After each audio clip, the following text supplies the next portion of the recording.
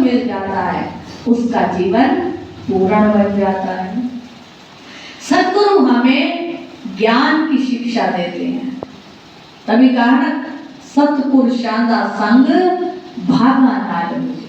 जब हमारे पुण्य कर्म उदित होते हैं तब हमें सतगुरु का संग मिलता है। इस मन में कितना भी खोट हो, कितना भी हमारे दुराचार हो, धीरे धीरे ये मन साफ हो जाता है। और मन जब उज्जवल हो जाता है तो सतगुरु का कथन सत्य हो जाता है कि मन तू ज्योत स्वरूप है, अपना मूल पहचान। अपना मूल हमारा क्या है कि हम ये शरीर नहीं है, हम आत्मा हैं। हम सच्चिद आनंद स्वरूप उस परम पिता परमात्मा की अंश है। और यही हम भूल जाते हैं। हम सोचते हैं हम इस संसार में आए हैं तो हमारा ही सब कुछ है। इस शरीर के इतने लाड प्यार में इतने ग्रस्त हो जाते हैं कि हमें कुछ और दिखाई नहीं देता। जब सतगुरु का ज्ञान हमारे हृदय में बसता है तो हमें ज्ञान होता है, अज्ञानता मिट जाती है और ज्ञान की रोशनी मन में जग जाती है। तो जीव ज्ञान की रोशनी सतगुरु की लेकर इस जीवन को उजाले से भर देता है। उजाला कौन सा मिलता है कि शरीर से मोह हटती शब्द में जुड़ जाती है। सतगुरु हमें यही ज्ञान करते हैं जब नाम दीक्षा देते हैं कि तू शरीर नहीं है, तू आत्मा है। हमारे गुरु महाराज जी भी यही फरमाया करते कि मैं ब्रह्म हूँ। जब माइक में सत्संग करते तो लोहे का माइक होता है, हम क्या कहते हैं ये माइक है। वो माइक नहीं है, वो लोहा है। तो गुरु महाराज जी फरमाते कि ये लोहा है, जैसे जो आवाज आ रही है लोहा है, माइक नहीं है। हम इसे माइक का नाम देते हैं, वो इसका नाम है धातु का। जो ये काम कर रही है वो इसका नाम माइक है, लेकिन जो इसका मूल तत्व है वो लोहा है। हमारी बहनें गहने पहनती हैं, कोई बाली पहनती है, कोई हार पहनती है, कोई अंगूठी पहनती है, चूड़ी पहनती है, उसका नाम रख देते हैं ये कुंडल है, ये नाक का है, ये कानों का है। लेकिन उसका मूल तत्व क्या है? मूल तत्व है वो सोना। इसी तरह कुम्हार मिट्टी के अनेकों बर्तन बनाता है। कोई सुराही बनाएगा, घड़ा बनाएगा, तरह तरह के खिलौने बनाते हैं मिट्टी के, लेकिन उसका मूल तत्व क्या है? उसके नाम अनेक हैं लेकिन मूल तत्व उसका मिट्टी है। इसी तरह ये हमारा शरीर पंचभौतिक बना हुआ है, 5 तत्वों से जुड़ा है। आँख है, कान है, हाथ है, पैर है, लेकिन उसमें जो शरीर को चला रहा है वो आत्मा है। और उस परमात्मा की शक्ति से ये आत्मा शरीर में जब तक है तब तक ये शरीर चल रहा है, उठ रहा है, बैठ रहा है। और जब वो शक्ति क्षीण हो जाएगी, ये आत्मा शरीर से निकल जाए तो हम क्या कहेंगे कि प्राण निकल गए। ये प्राण पखेरु पंछी हमारे अंदर जो आत्मा है वो इस शरीर में काम कर रहा है, शरीर की मशीनरी को चला रहा है। हम देख भी रहे हैं, चल भी रहे हैं, उठ रहे हैं, बैठ रहे हैं। जब तक वो आत्मा विद्यमान है हमारे अंदर तब तक हम क्या है? शिव। और जब ये आत्मा निकल जाएगी तो क्या बन जाएंगे? शव। शिव है, शव बन जाएंगे। फिर क्या कहेंगे? जल्दी करो, घर से निकालो, तैयारी करो। फिर इस शरीर को भूत समझा जाता है, ये शरीर अब घर में नहीं रख सकते। वही शरीर सबको प्यारा लगता है। किसी की माँ है, किसी की बेटी है, किसी की बहन है, किसी की भाभी है, लेकिन जब इस शरीर से प्राण निकल गए, वो आत्मा निकल गई, तब ये शरीर शव बन गया।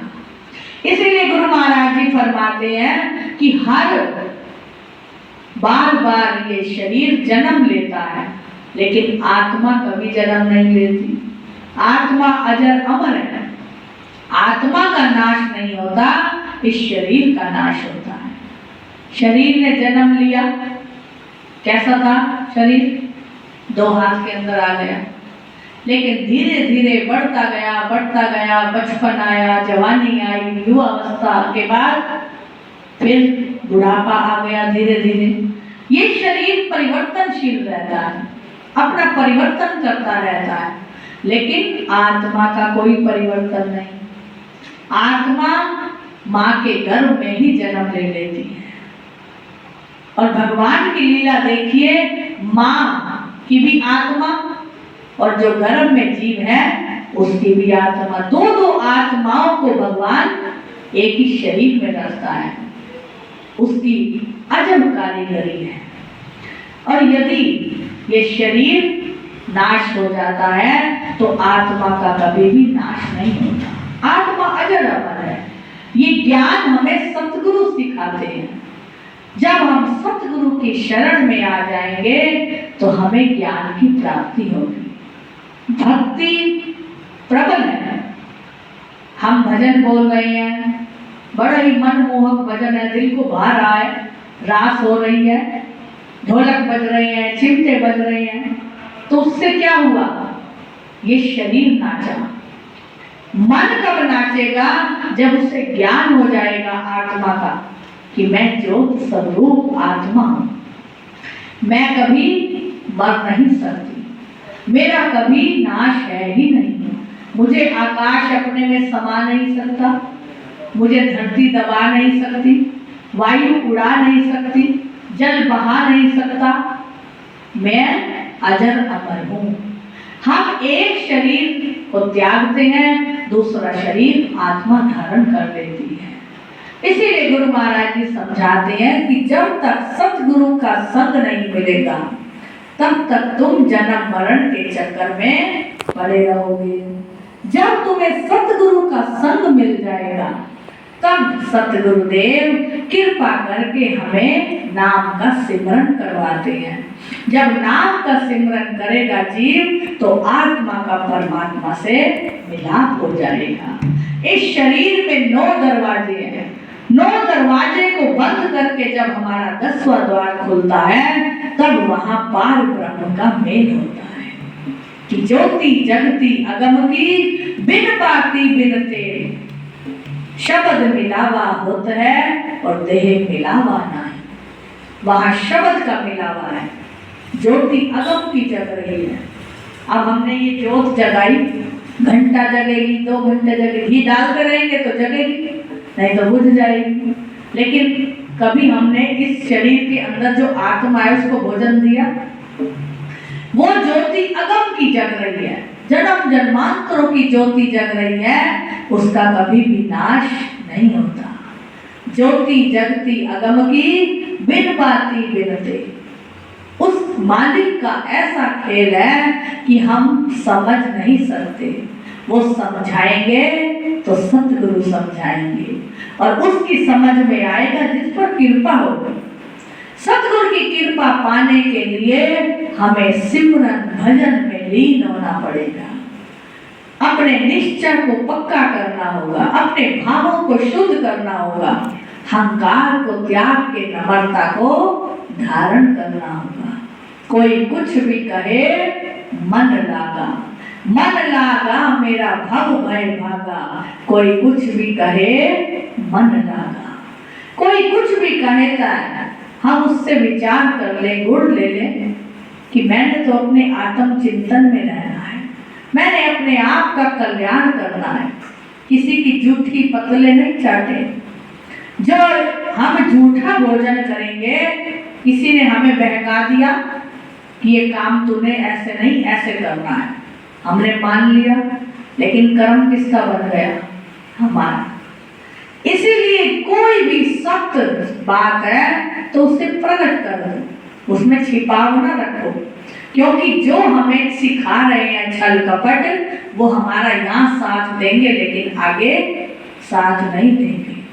साथ हमारा आगे देंगे गुरु महाराज जी, सतगुरु, जो हमें आज भी ज्ञान की शिक्षा देकर जीवन में रोशनी कर रहे हैं। और आगे भी जब हम इस शरीर को छोड़कर जाएंगे पार ब्रह्म के देश में, वहां भी हमारी सतगुरु जामिल बनेंगे।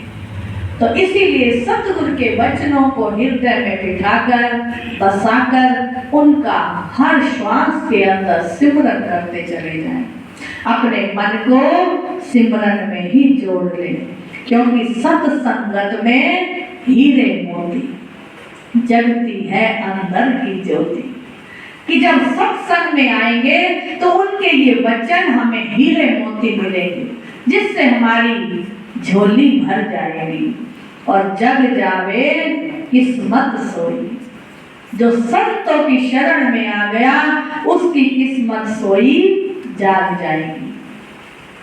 हम दुनिया का धन पाकर मालो माल समझते हैं अपने आप को, लेकिन जिसको सतगुरु का नाम का धन मिल गया वास्तव में वही मालो माल हो गया।